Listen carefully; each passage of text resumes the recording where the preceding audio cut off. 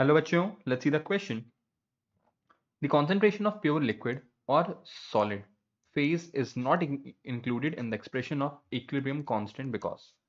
तो ये कह रहा है कि जो आपके कोई भी अगर प्योर सॉलिड्स या फिर प्योर लिक्विड्स होते हैं तो इनकी कॉन्सेंट्रेशन को हम लोग क्या लेते हैं, हम कंसिडर नहीं करते हैं या फिर हम इसको बाय डिफॉल्ट यूनिटी मान लेते हैं. हम क्या मान लेते हैं? By default unity one. ठीक है ना.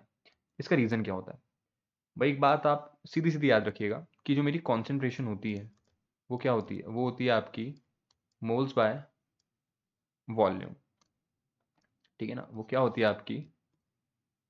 Moles by volume. और सर एक बहुत ही सिंपल सी बात है, एक बहुत ही सिंपल सी बात है कि मेरे जो प्योर लिक्विड्स हो गए या फिर प्योर सॉलिड्स हो गए, इनकी अगर मैं डेंसिटी की बात करूँगा, डेंसिटी आ जाती है मेरी मोल मास बाय वॉल्यूम.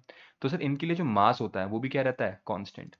आप अगर कोई भी प्योर मेरा सॉलिड लेंगे, जैसे आप एल्यूमिनियम ले लीजिए, कोई भी मेटालिक सॉलिड ले लीजिए, कोई भी मॉलिक्यूलर सॉलिड ले लीजिए, या फिर अगर आप प्योर लिक्विड भी लेते हैं, अपने H2O हो गया या कोई और सॉल्वेंट हो गया, उनका जो मोलर मास होता है वो क्या रहता है? कांस्टेंट रहता है. ठीक है.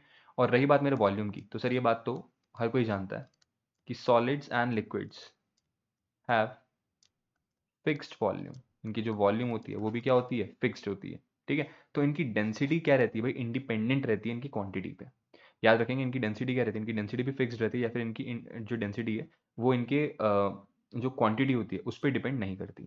ठीक है. तो अगर आप देखेंगे इसके एक एक ऑप्शन, उल्टा अगर हम देखें तो कह रहा था molecules of solids and liquid can not migrate to the gaseous phase. नहीं सर, ये तो कुछ भी दे रखा है. अगर आप टेम्परेचर बढ़ाओगे तो लिक्विड पहले गैस में कन्वर्ट होगा और लिक्विड सॉरी सॉलिड पहले लिक्विड में कन्वर्ट होगा और लिक्विड फिर गैस में कन्वर्ट हो जाएगा इन टेम्परेचर बढ़ाने पे. Solids and liquid at equilibrium do not interact with gases phases. Sir ऐसा भी कुछ नहीं है. ठीक है. बी क्या कह रहा है? Solids and liquids react slowly. Sir अगर स्लोली रिएक्ट भी करता तो कुछ ना कुछ उसमें चेंजेस तो होते हैं ना, तो हम उसको कंसिडर करते हैं. लेकिन यहाँ पे रीजन क्या है? रीजन है उसका डेंसिटी. कि density of solids and liquids are independent of their quantities. कि उनका गिवन मास कितना भी हो लेकिन उनकी जो डेंसिटी है वो क्या रहती है? आपके मोलर मास बाय वॉल्यूम पे डिपेंडेंट रहती है. ठीक है. तो उनकी क्वांटिटी पे नहीं बल्कि क्या रहेगी? Density is my fixed. तो hope this answered your question. Thank you and all the very best.